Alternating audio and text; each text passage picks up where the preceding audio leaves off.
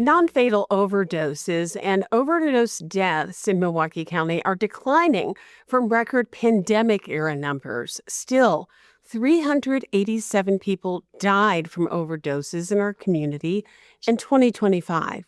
That is more than one a day. Harm reduction, that's efforts to make information and materials that can prevent overdoses more available, may be part of the reason those numbers are changing. Let's learn more about harm reduction efforts from Jeremy Triblett, the Prevention Integration Manager for Milwaukee County's Department of Health and Human Services. Thanks for being with us. Thanks for having me. Progress is being made, but are non-fatal overdoses and overdose deaths still a major problem here in Milwaukee County? Yeah, Milwaukee County is on par with the rest of the nation in that we've been reducing overdoses by a significant amount, and we're excited about that. We recognize that one death from an overdose is far too many as well.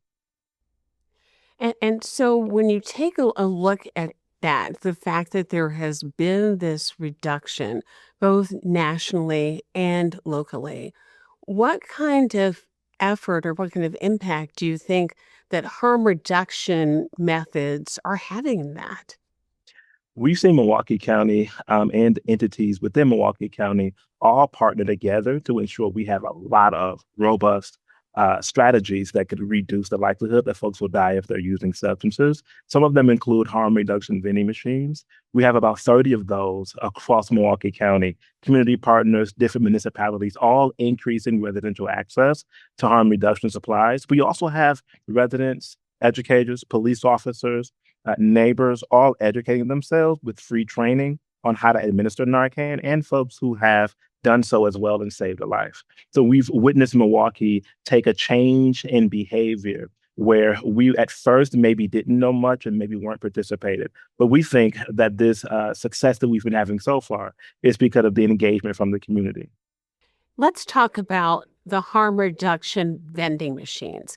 Help Sure. us understand what those are and why this is something that the county is doing. We know that there's folks who are overdosing from substance use are more likely to do so in residential spaces. And so the question became, how do we get folks to leave their houses and go to a space that has the supplies that they need? So the first thing we did was we called up the community and asked them who wants a vending machine.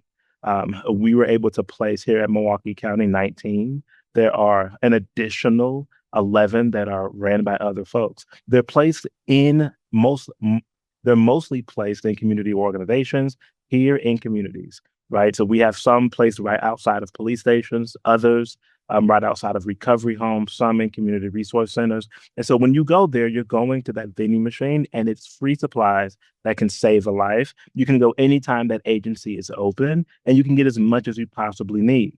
That increases the community's resource allocation. It increases the community's access to these resources, but it also is paired with education. And so there are demonstration videos on how to use everything in the machine, and there are booklets that you can read in both English and Spanish. The machines include nasal Narcan administrators, drug testing kits, medication deactivation bags, medication lock bags, and gun locks.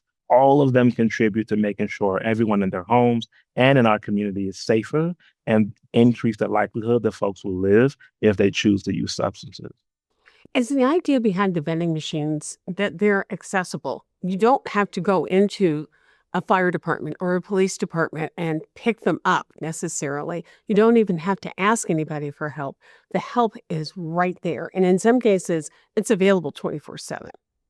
That's exactly it. In some municipalities and communities, they don't mind going into police stations to get their supplies, but in others, those machines are not in police stations. They may be in a community organization like Milwaukee County Kosciuszko Park, right?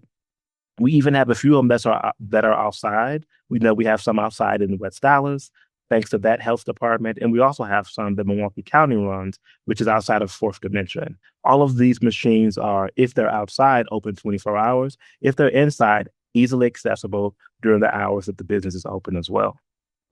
What are you seeing so far? What are some of the results? How are people using the machines and how are they making a difference?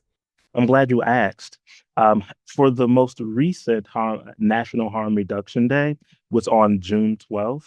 We were able to have 12 agencies canvass the neighborhoods and hand out supplies and educate folks. We've got agencies who've collectively received data from 377 Milwaukee County residents. And amongst those residents, the majority of them said that after we came knocking on their doors, they're more likely to go to those vending machines. So we're excited that meeting folks face to face is increasing their willingness to go to those community agencies and increasing their knowledge of the vending machines themselves. And that's the main thing. We want people to be able to know these machines are there to help them. Jeremy, thank you so much for the work that you're doing and for sharing this information with us. Thank you for having me. And if you need help now, you can call the 24-hour crisis helpline at Milwaukee County. That's 414-257-7222 or text 988. Thanks for being with us this week. We'll see you again next week on Connect MKE.